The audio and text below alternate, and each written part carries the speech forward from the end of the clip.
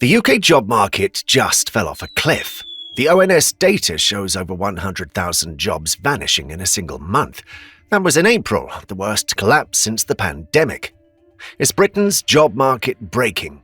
By May, the damage had escalated. Total job losses since October 2024 is a staggering 276,000 and counting.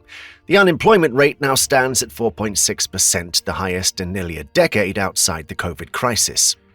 Now, Britain's once resilient job market, long the economy's safety net, is cracking under pressure. The question isn't whether the damage is real, it's whether this is a temporary shock or the beginning of something far worse. Tax data showed that the number of employees on payroll dropped by 109,000 in May, making it the most significant decline since May 2020, according to the Office for National Statistics. The fall was significantly worse than the 20,000 decrease predicted by economists. Since Chancellor Rachel Reeves delivered her first budget in October 2024, Britain has shed a total of 276,000 jobs. For Reeves, who came into office promising an economic renewal, the numbers have been politically damaging, and for workers, they've been totally devastating. The UK unemployment rate, which had hovered around 3.9% and 4.3% through most of 2023 and early 2024, has taken a sharp jump to 4.7% as of June 2025. That might sound modest compared to the double-digit figures of the 1980s, but in modern Britain, this represents a significant spike. Now, with inflation still sticking at around 3.5% amid high interest rates, the sudden job losses feel like the beginning of a broader downturn. The increase in employer national insurance contributions introduced in April 2025 as part of Reeves' fiscal plan has made hiring even more expensive. At the same time, minimum wage increases of 6.7% for workers over 21 and a substantial 16.3% for those aged 18 to 20 have further pushed up labour costs. While these measures were designed to boost the revenue of public services and raise the country's living standards, they've also forced smaller companies into making tough choices. The wave of business cuts across the country has alarmed financial analysts, as many warn that the job losses on this scale could push the UK closer to a new recession. When fewer people are working, household incomes drop, which in turn reduces their spending. Already, consumer confidence across the UK indicates that many households are tightening their budgets, delaying large purchases, and prioritising essentials over leisure activities. If these trends intensify, the economy could shift from a slowdown to a contraction. The politics are equally fraught, as Reeves' Treasury team has insisted on the need to get a grip on the welfare bill, stating that the system is not working for either taxpayer or recipients. However, critics argue that the timing of the tax hikes and labour cost increases was disastrous, as they came just as businesses were already grappling with high borrowing costs and a sluggish economy. Furthermore, the Bank of England's tight monetary stance has heightened the problem.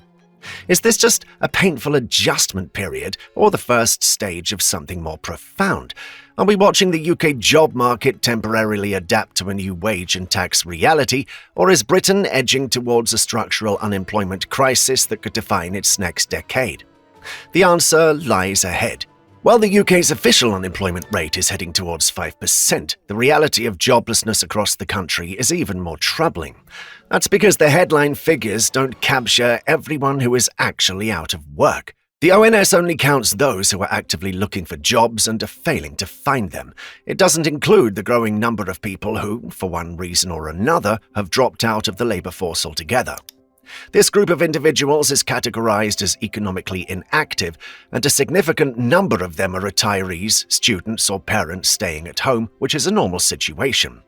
However, according to the BBC, more than a fifth of working-age adults in the UK are now considered not to be actively seeking work.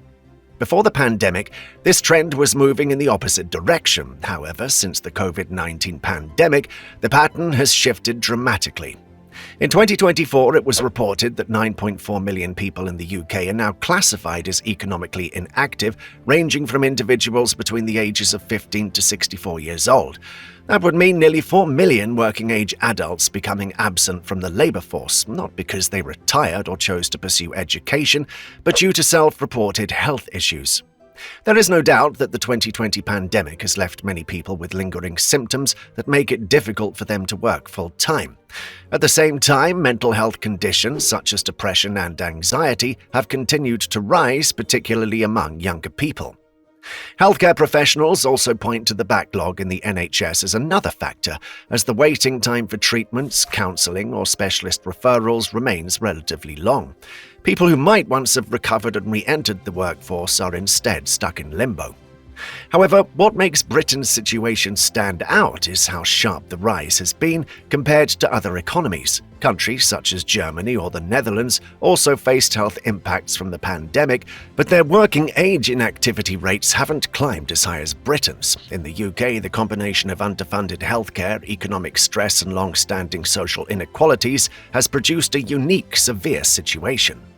For members of Parliament, this poses a dilemma, as cutting sickness benefits would be politically and morally toxic. However, allowing the numbers to grow unchecked means fewer people paying taxes and more people drawing support.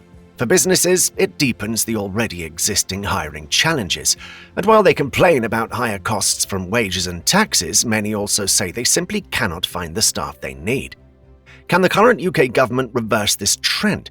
Can investments in healthcare, mental health support, and workplace flexibility bring some of these millions back into the economy? Or will the UK have to adjust to a permanently smaller workforce with all economic implications that this entails? When the Office for National Statistics published its data on labour for the first quarter of 2025, several indicators suggested a loosening in the labour market since the start of 2025, while annual growth in regular pay was 5.2% in the period from February to April 2025. On paper, that sounded encouraging, as it seemed like after years of stagnant pay, value, and inflation, workers were finally seeing some growth above the inflation rate, which stood at 3.5%. For a brief moment, pay packets might be catching up, but that celebration didn't last long, because when you pull back the curtain and look at the bigger picture, the story changes completely. Real wages, which measure adjusted earnings for inflation, have increased only slightly since 2008. In other words, 17 years of wage stagnation have left most British workers far behind where they should have been. In fact, some economists argue that the UK is experiencing the worst period for wage growth since the Napoleonic Wars. No doubt, the 2008 financial crisis also triggered a slowdown in the UK's economy. And instead of bouncing back, industrial workers' earnings remained flat even as everyday costs continued to rise. By 2024, the average worker was still earning almost the same in real terms as they were in the mid-2000s. Compare that with countries like Germany, where real wages grew steadily after the crisis, and the UK appears as an outlier stuck in a low-wage quicksand. Home rent has been another relentless burden, with rents in cities like London rising by more than 10% in 2024 alone, pushing many young workers to the edge of affordability. Transport costs, whether rail fares or petrol prices, have eaten into disposable incomes, while energy bills remain high even after the government's temporary subsidies. It's no surprise, then, that the Joseph Rowntree Foundation reported that 14.4 million people in the UK were living in poverty since 2021, as children remain the most impacted, with 3 in 10 living below the poverty line. This figure reveals the growth of a disturbing category: the working poor. These are people who hold jobs, sometimes more than just one, yet still can't afford a stable home, healthy food, or long-term security. Work, which was once seen as the guaranteed pathway out of hardship, has for many become a treadmill of just surviving from month to month. And part of the reason lies in the changing nature of employment itself. Traditional, secure contracts have been eroded over the past 2 decades. By 2025, nearly 1 million people in Britain were on a 0-hour contract. These arrangements enable employers to call workers in only when necessary, offering flexibility to businesses but creating instability for employees. One week, you may have enough shifts to cover rent. The next week, you may not. Planning for the future becomes impossible when income can disappear at a manager's discretion.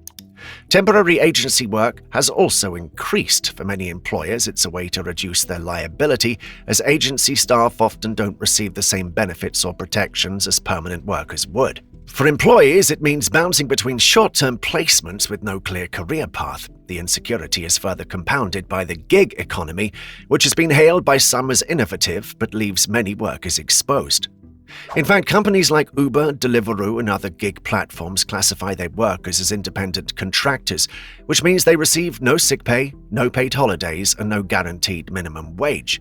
To this effect, the European Commission did take steps towards requiring gig economy companies to classify drivers and couriers as employees.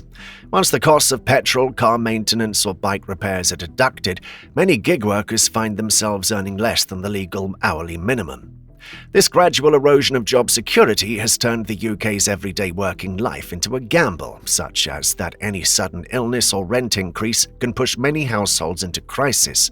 Charity organisations report rising demand for food banks even among those with full-time jobs. All of this shows a glaring truth.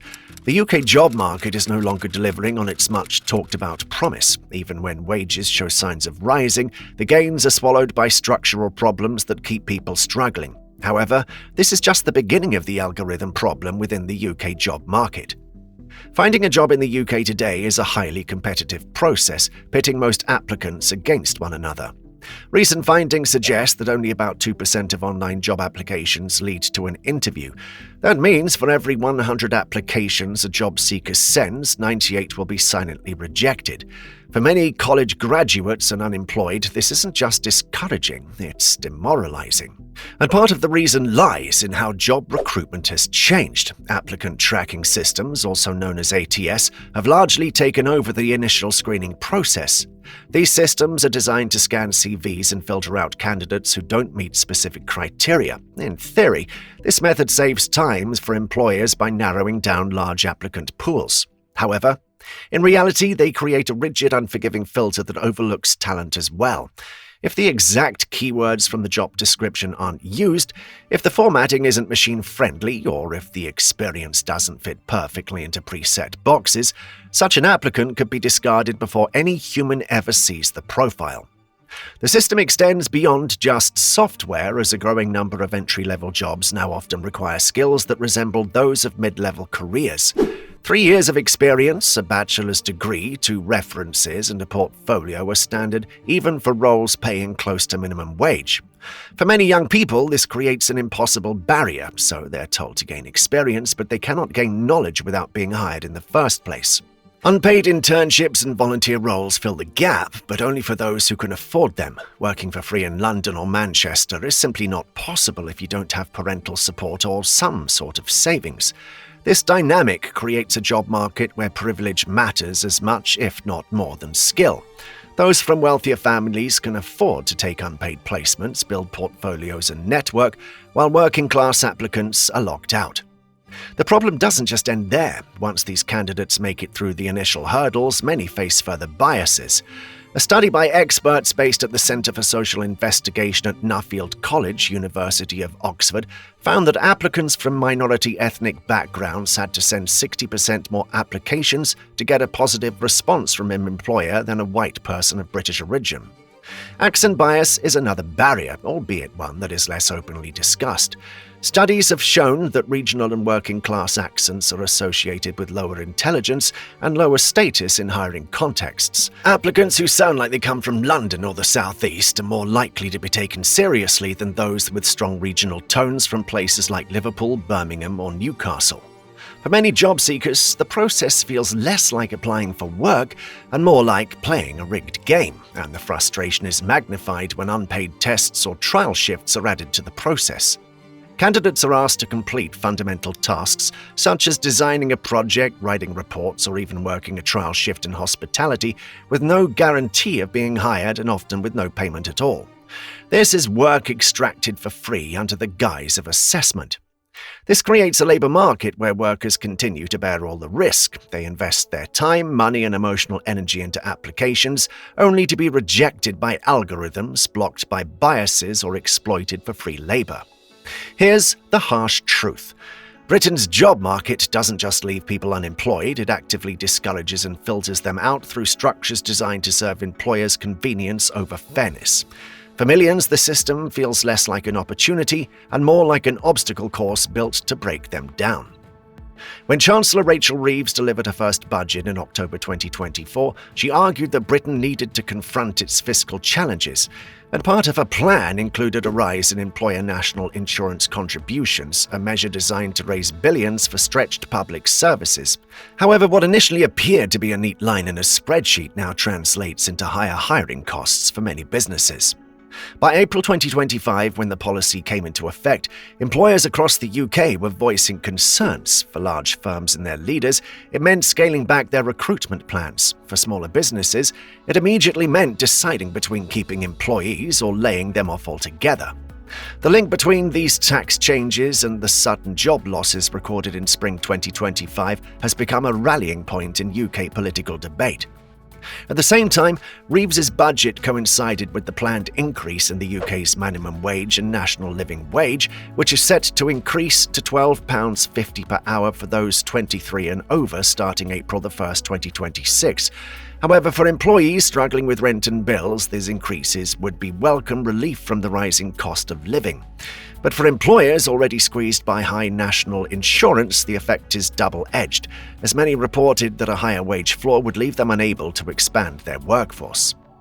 This tension arises at a time when the UK graduate job market is contracting rapidly. According to the Institute of Student Employers, growth in graduate recruitment fell from 6% in 2023 to 4% in 2024, and forecasts for 2025 suggest growth will slow to just 1%. For young people leaving university, this means hundreds of applicants for each position, fewer entry points into stable careers, and a greater reliance on unstable jobs in the service industry. Artificial intelligence is increasingly replacing the kind of entry-level work that graduates once relied on. For example, in finance, algorithms now perform risk assessments that analysts previously handled. Even in the media, AI tools are generating first drafts of articles, leaving fewer opportunities for junior reporters to contribute. When viewed together, these forces are reshaping the UK job market at its foundation. Taxes and wage policies, initially designed to strike a balance between fairness and fiscal responsibility, are colliding with the realities of business costs. For British workers, the effect is a growing sense that the system is tilted against them, which raises the unavoidable question: can Britain rebuild a fairer, more secure job market, or is the structure designed to keep workers permanently on the back foot? Thank you for watching. Don't forget to like, subscribe, and hit the notification bell so you never miss an update. See you in the next video.